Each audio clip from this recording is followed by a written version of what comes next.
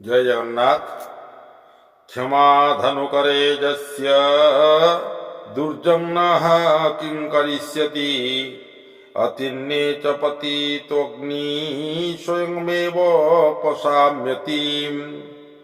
जो बुद्धिजीवी मनीष क्षमा रूपक धनु कांधरे धारण करे तार दुर्जन किछि करिपारे नाही।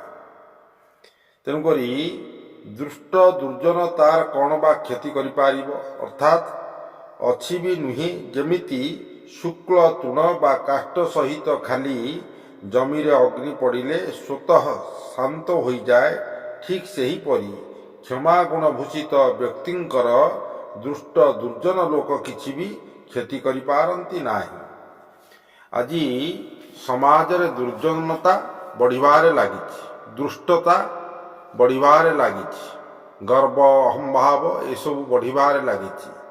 ये सब काहींकि बढ़िबारे लागिछि? जदि सबु किछि सबु धर्मावलंबी बा जो संप्रदाय अछंती तांको जदि पचरा जाए भाई केमिति कौन चलीछि ना सबु ठीक ठाक चलीछि, समस्ते भलरे अछंती एवं काहारी भितरे किछि ईर्षा भेद भाव छेद एसबु नाही।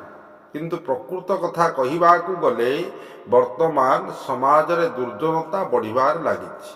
तार कारण होउछि आमे निजे निजको संयमता आचरण न करुथुवा हेतु यहा दुर्जन रे परिणत हो जाइछि। दुर्जन दुई जनक भितरे कौनसी कलह सृष्टि हेले ताहले दुर्जनता बढ़िबो। तो वर्तमान देखंतु समाज रे दुर्जन जदि जड़े जड़े व्यक्ति जनकू गाली दौछि, जदि गाली दौछि से लोक को केमिति कौन सेठी तमे जदि ताको गाली दबो ताहले तृतीय लोकटी कहिबो देख ये लोकटी कुकुर ही कामुड़ला, सी भी ताको कुकुर ही कामुड़ला।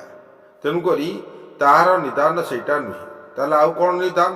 जदि से स्थान को परित्यज्य करी चलीगल ताहले से कहिबो देख यार किछि दोष थिला बोधे एथिपाई से चलीगला।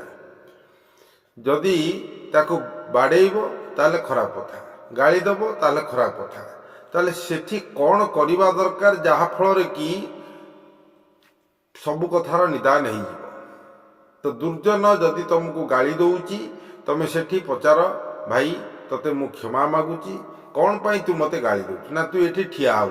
ठीक अच्छे आज्ञा, आपणकर आज्ञा शिरोधार्य, आमे चली जाऊ। क्षमा ही दुर्जन को क्षमा अस्त्र बा क्षमा कोदंड जदि तमे धारण करिच ताहले दुर्जन तमर किछि करिपारिबो नाही। जदि क्षमा कोदंड तम पाखरे नाही ताहले तमे असुविधारे पड़िबो, असुविधार हवा सम्मुखीन। यही ये कथार मर्म। जय जगन्नाथ।